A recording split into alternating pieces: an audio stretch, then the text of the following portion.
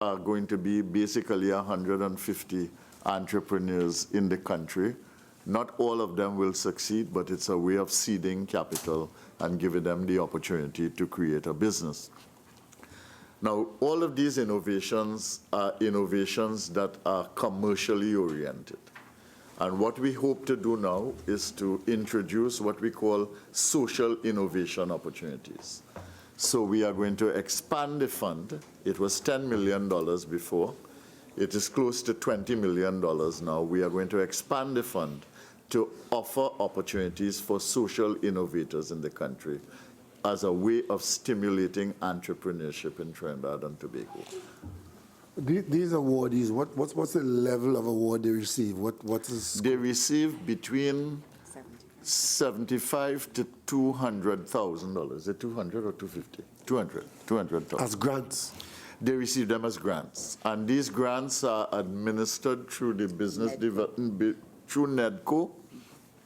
It is based on performance, and that performance is monitored by Tewarie, which operates an incubation center to support these businesses. Could you go to the next question, please? The high level.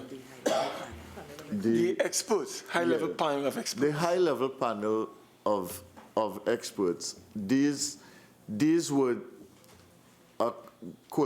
this was a collaborative capability that we created from artists and related people, not necessarily all artists, in which they focus on the whole business of organizing the arts in the country.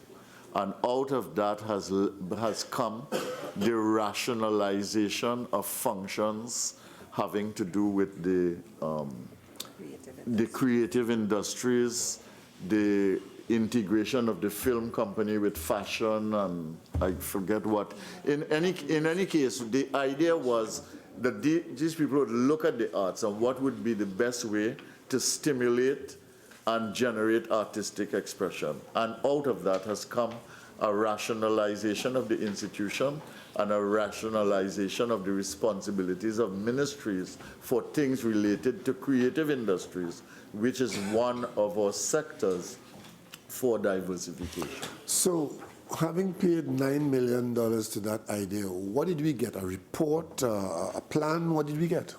Well, you got the recommendations, and out of the recommendations, of course, you had action. But the recommendations came by way of a report? Yes, there was a report that was done. Yeah. Could we have access to that report, please? Yeah. Could you have access to that report, please? Yes, we can give it. And could we also get a breakdown as to how that money was disbursed, who got it, and how much? Okay. All right, let's go. Honourable members, the question is that a sum of $307,219,000. Please, one more. You can't be interrupting me all the time when I come to the conclusion. But you're moving kind of fast. Yeah, but look, we're 2 hours now, you know. Yeah, but your final question, go ahead. Yeah. 064, Global Services Offshoring Promotion Program, $5 million. Global? Who gets that money and what's it for?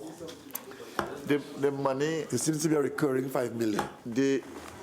It was allocated last year but was not spent because the project wasn't ready. This is a project that is funded by the Inter-American Development Bank, IDB. And just as you have 7 sectors for development, of which ICT is one, and you have the 5 growth pools, the services sector contributes about 64% of the employment in the country. And it's a sector, if built on ICT, has the capacity for exports in the country. And therefore, what we have done is that we have worked with the IDB to establish a program that would allow us to focus on ICT-based services as an export capability for Trinidad and Tobago as part of the diversification thrust. So what exactly is the money going to be spent for? What you spend money on in that idea? The money would be spent, well, there are a number of things. I don't know how far this $5 million will carry. The entire loan is 18 million, I think. 18 million US, okay? And I think it's a 3-year or a 5-year project. It's a 5-year project. But this $5 million is to establish the location where this can take place, a kind of innovation hub for the ICT services sector, to create the conditions for what you might call finishing schools, in which people who are engineers, etc., can be more focused on things like, let's say, apps building or software development, etc.